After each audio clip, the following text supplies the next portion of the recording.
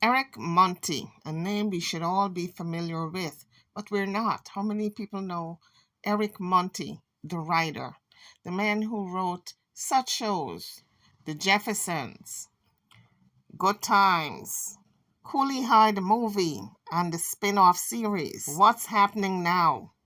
Eric Monty is known for his work in depicting the 1970s African American culture. He is a screenwriter who was never fully credited for his work. As a matter of fact, he claims that Norman Lear stole his work. Norman Lear just passed away at 101, and God rest his soul. He's been celebrated for great television history, shows we're all familiar with, such as The Jeffersons. But most of us never realized and did not know that the man behind the writing of all these great shows is Eric Monty, who was never given credit, so he claims, full credit for his writing contributions. In the wake of Norman Lear passing away last week, it came up again, the controversy of who really wrote all of these shows. So over the years, Eric Monty has had several interviews in which he laid out his case against Norman Lear, stating that he was a racist and he cheated him out of millions of dollars, did not give him proper credit for his writing. Here's what he has to say about Norman Lear. Norman Lear is a racist, a hypocrite, a thief, and a liar. The name calling may seem harsh, but Monty said he had a number of ideas and creative input into a lot of these shows that he was never given credit for. Notwithstanding, he wrote most of the shows that became so popular back in the 70s about the Black experience. I said, if you want somebody funny to own the junkyard, you need to hire Red Fox. And Norman Lear said, Red who? And Norman Lear said, no. This is a white show. 2 months later, he was doing Sanford and Son with Red Fox. Monty talks about his childhood. He talks about hitchhiking all the way to California because he was driven to be a writer. When he got there, he was homeless and he was pretty much hustling. It took him 2 years to get to California, and on the way, he stayed in several places. He stayed extended period of time in several places. Vegas was the longest. He stayed there for a year before he moved on. He enrolled in college. He started to write some poetry and decided poetry was not where he wanted to be. He wanted to be a screenwriter. So one day he wrote a screenplay, which became the screenplay was so good that he became well known.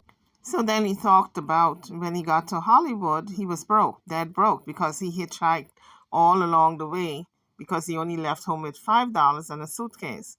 So when he got to Hollywood, he was broke and he started to hang out in Pershing Square, a place where the homeless hung out. Asked people that hung out in Pershing Square. Then I went to LA City College on the GI Bill, and that's when I met the hippies and became one. So at LA City College, he started to write. He said he had never written anything before, except one poem for a friend. But when he got to LA City College and he started to write poems, he said that wasn't for him. He switched to writing screenplays. And I sat down and wrote this play. And I sent it around to a couple of people that I knew. And one of them sent it to the music center. And they picked it up and they did it as in their new Theater for Now group play. And that's how I got started. And people heard about him, and one of the people who heard about him was Mike Evans, whose name was Lionel in All in the Family. I think we all remember that character. And he made him a deal he couldn't refuse. And he came to me one day and he said, look, I'm on this show called All in the Family, and my part is just to walk on and the walk off part. He said, and I understand you're a good writer and everybody's writing for the show. So what I'd like you to do is I'd like you to write a show that centers on my character. And I'll put both our names on it, take it into Norman Lear, and we'll split the money. So I said, okay. So I wrote this show in which I created his mother and father, George and Louise Jefferson. And he took it in Norman Lear, and 2 weeks later, Norman said, that's how it all started. That along the way he was cheated in so many different ways. Even after he filed a lawsuit, he was forced to settle for $1 million because no one in California, no attorney would take his case. And it was 3 days shy of the statute of limitation running out, so he had to settle for $1 million for all the shows he had written and was not given proper credit for. After the lawsuit, he was blackballed, blacklisted. He could not get work. He could not sell any of his writings to anyone in the industry. Unfortunately, after he settled for $1 million, he took $700,000 out of it and invested it on a play that did not go anywhere. So he lost $700,000 in one swoop. He didn't have much left out of the million, and so he was homeless. He lived in a shelter, and eventually his sister told him to come live with her. While living at his sister, he managed to kick a crack cocaine habit he had developed after he lost all his money. People heard about me, and one of them was Mike Jeffersons, who was lying on All in the Family. And he came to me one day and he said, look, I'm on this show called All in the Family, and my part is just to walk on and a walk off part. He said, and I understand you're a good writer, and everybody's writing for the show. So what I'd like you to do is I'd like you to write a show that centers on my character. And I'll put both our names on it, take it into Norman Lee, and we'll split the money. So I said, okay. So I wrote this show in which I created his mother and father, George and Louise Jefferson. And he took it in Norman there, and 2 weeks later, Norman sent for me. And that's how it all started. So he said it was just that one time that he wrote for the show, The Jeffersons. He didn't actually write for the show. He wrote the pilot. And then based on the pilot that he wrote, several other episodes came off of that.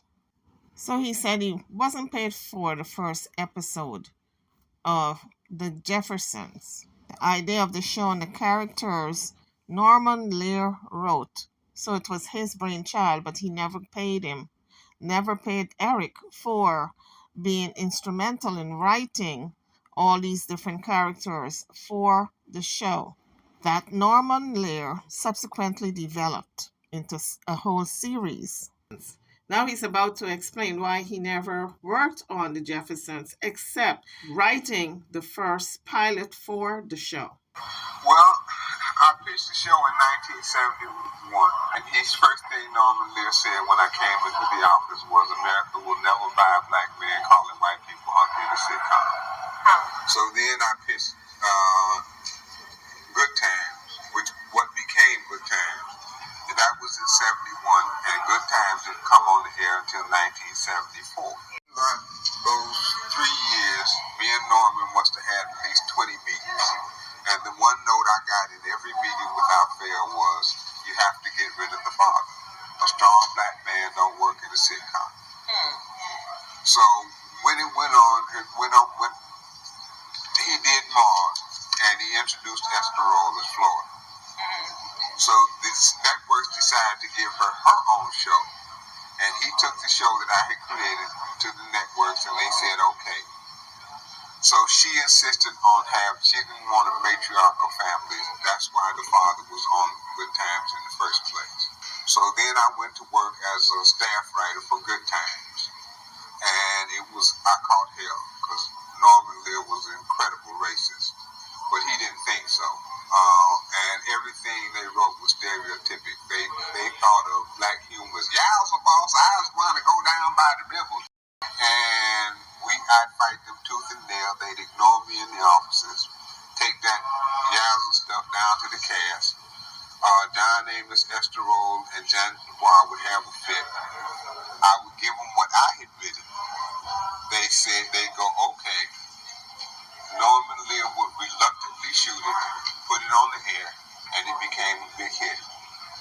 After the first season, even though I had done 80% of the rewrites and had 2 shows of my own that I had written all by myself that go on the air, and the white writers, all 4 of them, 3 of them, had only done 20% of the writing, and they'd only got 1 show on the air. After the first season, I was demoted, and they were promoted. Said he then went to the Screenwriters Guild to get some justice in him being adequately paid, and that's why he filed the lawsuit in the first place, because he could not get his just due. So although he just wrote the first episode, the pilot for the Jeffersons, he should have gotten residuals off of that, which he never did get. And so that was one of his problems with Norman Lear. That's why he went to the Screenwriters Guild to see if he can get some justice. So he had to prove that he created all these characters, all these different sitcoms, the characters. And when he took it to the Writers Guild, he said they wanted to pay him minimum, which was not satisfying to him. And his first thing Norman Lear said when I came into the office was, America will never buy a black man calling white people hunky in a sitcom. So then I pitched Good Times, which what became Good Times. And that was in 71, and Good Times didn't come on the air until 1974. And in those 3 years, me and Norman must have had at least 20 meetings. And the one note I got in every meeting without fail was, you have to get rid of the father. A strong black man don't work in a sitcom. So when it went on, when he did Maud, and he introduced Esther Roll as Florida. So this network decided to give her her own show. And he took the show that I had created to the networks, and they said, okay. So she insisted on she didn't want a matriarchal family. That's why the father was on Good Times in the first place. So then I went to work as a staff writer for Good Times. And I caught hell, because Norman Lear was an incredible racist. But he didn't think so. And everything they wrote was stereotypic. They thought of black humor as, yeah, I was a boss, I was going to go down by the river. Yeah. And I'd fight them tooth and nail. They'd ignore me in the offices, take that Yowza stuff down to the cast. Don Amos, Esther Roll, and John Dubois would have a fit. I would give them what I had written. They said, they'd go, okay. Norman Lear would reluctantly shoot it, put it on the air, and it became a big hit. After the first season, even though I had done 80% of the rewrites and had 2 shows of my own that I had written all by myself to go on the air, and the white writers, all 4 of them, 3 of them, had only done 20% of the writing, and they'd only got 1 show on the air. After the first season, I was demoted, and they were promoted. Because they went to Norman Lear and they told him that every time they had an argument with the cast, I sided with the cast.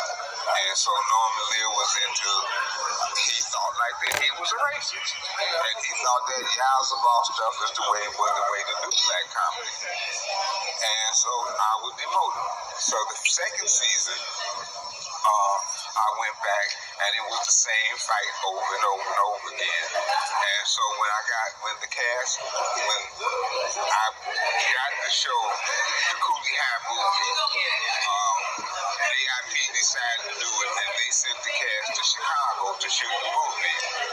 I quit Good Times because I was tired of going through that. And what year was that? That was at the end of 74, the beginning of 75. The following month after I quit Good Times, they fired John Amos. That was the episode where the father died. The ratings went in the toilet, okay? And then the following season, because he was saying he was hard to get along with, he sided with me and Esther Roll, so he was hard to get along with because he didn't want to do that Yowza Boss and Ass Garner stuff. And so they fired him, and the ratings went in the toilet. So the following season, that proved to Norman that a strong black man would work in a sitcom. The following season, he put on the Jeffersons. He put on that episode of All in the Family that I wrote. People liked it. He put on the Jeffersons, and by that time, I had left his company. Although he had left the company, he should have been paid and compensated for writing the script. He wrote the script, but it did not air until several years later, and he had already left the company. But he still should have gotten the credit for it as a writer and compensation monetarily. So once again, he was cheated by Norman Lear. So I didn't ever write for the Jeffersons itself. He didn't write all of the episodes for the Jeffersons, but the first script came from him with the idea, the characters, and everything about the Jefferson, the mom, the dad, the cohesiveness of the family, all the drama and trauma. That was the original script, and it was laid out how the preceding scripts would be. And so he should have been given credit for that. In other words, he gave Norman Lear the blueprint for the Jeffersons when he gave them the first episode. After I convinced Steve Krantz that wasn't real black life, he rented a recording studio for 2 days, and I went in and talked about my life for 2 days. He cut it down to a 26-minute tape, sent it around. AIP decided they wanted to do it. Steve Krantz borrowed me from Good Times because I was working on Good Times. He borrowed me from Good Times, and I wrote the script. I sat down and wrote it, typed it out, wrote it, and turned it in. Preach was me. And Cochise was my friend that got killed, Apache. He died. And I based those two characters on, and then we used to have a little clique. And it was based on that little clique I hung out with. The interview was done by Real Black 2, and that is the audio you're hearing. As soon as AIP sent the cast to Chicago to shoot the movie, I quit Good Times because I knew it was going to be a hit. There was no doubt in my mind, just like I knew Good Times was going to be a hit, just like I knew George and Louis Jefferson was going to be a hit. He said he knew all those shows were going to be hits because he wrote it. Talk about confidence in oneself. But it's a shame he did not get his just due when it comes to the money. I think I got paid $25,000. $25,000 and 2.5% of the producer's bill. I believe he said he was paid $25,000 for writing Coolie High, and he got 2%. So he was getting residuals, 2% credit. It wasn't much, but he was getting some type of residuals from that movie. Then he wrote Coolie High, the series on television. What I really don't understand is why did he allow himself to be cheated so often?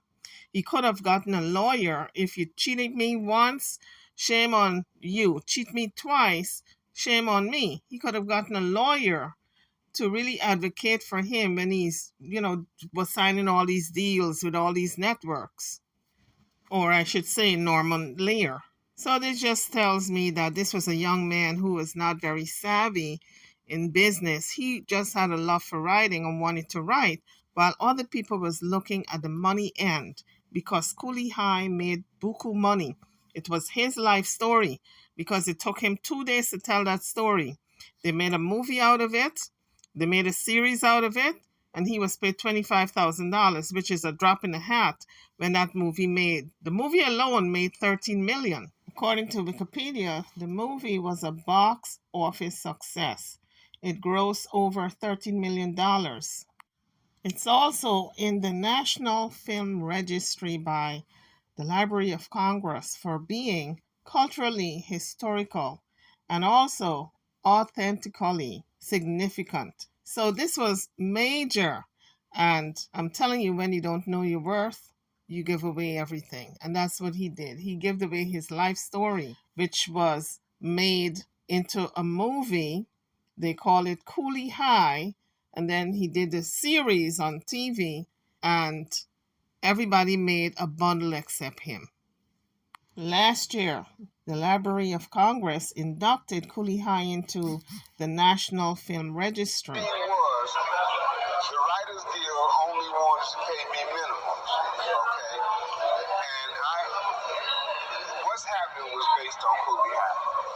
So I should have got whatever I wanted for what's happening. So ABC, Mike Eisner called me in and they wanted to do a series based on Coolie High. So I said, okay, but I don't want to go through what I went through at Norman Lear's, the tandem production. So I want to produce it under my own production company. And I'm not mad at him for taking the Jeffersons. He can have that. I want to produce under my own production company. I'll make buku money. So they said, okay, but you've never produced. So you need some line producers. So I said, okay. So they said, your agent, Bernie Weintraub, he represents these two line producers, Saul Turtletop and Bernie Ornstein. We want to use them. So I said, okay. So I wrote the script, the pilot script for what's happening. Turned it in to ABC. They accepted it. Okay. When they set up the offices, it said toy production. And I was like, who the hell is toy production? Turtletop and Ornstein had gone out and formed a company with Bud York and Norman Lear's partner. ABC had signed to do the show with that company, and my agent, Bernie Weintraub, had negotiated the deal all behind my back. He should have never done business with them. He should have taken his writing elsewhere. There are other deals he could have made in Hollywood when it comes to his writing scripts. To me, he was too trusting. He knew these people were lying bastards and thieves and didn't give a damn about how much he was making. They just wanted to make it all. Fool me once, shame on you. Fool me twice, shame on me. And didn't give a damn about how much he was making. They just wanted to make it all and take it all. Take his accolades, all his writing credits. Most of his work he did not get credit for. And most of the money that was supposed to come to him, he did not get. So he should have learned from the first couple of shows he did with Norman Lear. Should have never trusted him. And when he moved on to another company, he shouldn't have trusted them either. Because they're all birds of feathers. They flock together. So in a sense, he was too trusting, in my opinion. And I'm wondering if he was on crack at the time, because crack will make you do some foolish things. He pretty much gave everything away, including the kitchen sink. I know he said he had a week to find a lawyer to represent him before the statute of limitation ran out. Johnny Cochran was alive at the time. He would have taken his case. So I went to the Writers Guild, and the Writers Guild was into, okay, we can get you minimums. Because I had proof that I created Good Times, I created George and Louise and Jeffersons, that I created what's happening. So, but Norman Lear hadn't put my name on the credits at all, and I had proof. But the guild was into, we can get you minimums. And I felt I deserved more than minimums. So I filed a suit against ABC, CBS, Saul Turtletop, Bernie Ornstein, Bud York, and Norman Lear, Bernie Weintraub. I filed a lawsuit against them. So that's what happened. So at the end, my lawyers that were representing me, Norman Lear came to me, and he offered me $1 million for a settlement. I wonder, after he paid his lawyer, how much of that $1 million did he have left? And I said, for all those shows, no way. So the lawyers came to me and they said, look, take that money because you still have your suit against the networks and the others, but at least we'll get paid. So I said, okay. He offered me $1 million at one point in Good Times. So I said, okay. So when the papers came down, all the defendants were listed. This is a little sidebar, guys. At the time this taping was done, I'm hearing a lot of noise in the background, and I believe he was in a shelter at the time. That's the noise we're hearing.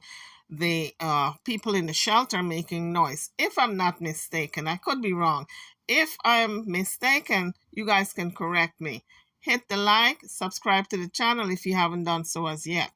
So I said, I didn't agree to this. They said, either you take this or we're walking off the case. This was 1 week before the statute of limitation ran out. I went all over Los Angeles looking for lawyers to represent me. I had the evidence and everything, okay? No lawyer in that town would take my case. So about 3 days, and I didn't have the legal skills to go against Norman Lear, CBS's lawyer, in court, even though I had the evidence, because you can lose a case on the technicality. This is why folks, it is good to get a lawyer in any type of dealings that you're doing. This was really a travesty that this man has been used and abused when it comes to his writings. Unfortunately, it's not an isolated event. It happens to a lot of people. When you're not diligent and you think you don't need a lawyer, a lot of people say, oh, the lawyer will be too expensive. But guess what? You need to put out that money to protect yourself because look, Eric Montley left a whole lot of money on the table. All the other companies have profited and benefited from all his years of writing, hard work. According to Wikipedia, Monty is currently living in Portland, Oregon. On that note, guys, I'm over now. Don't forget to hit the like bell and subscribe to the channel if you haven't done so as yet. Thank you for watching.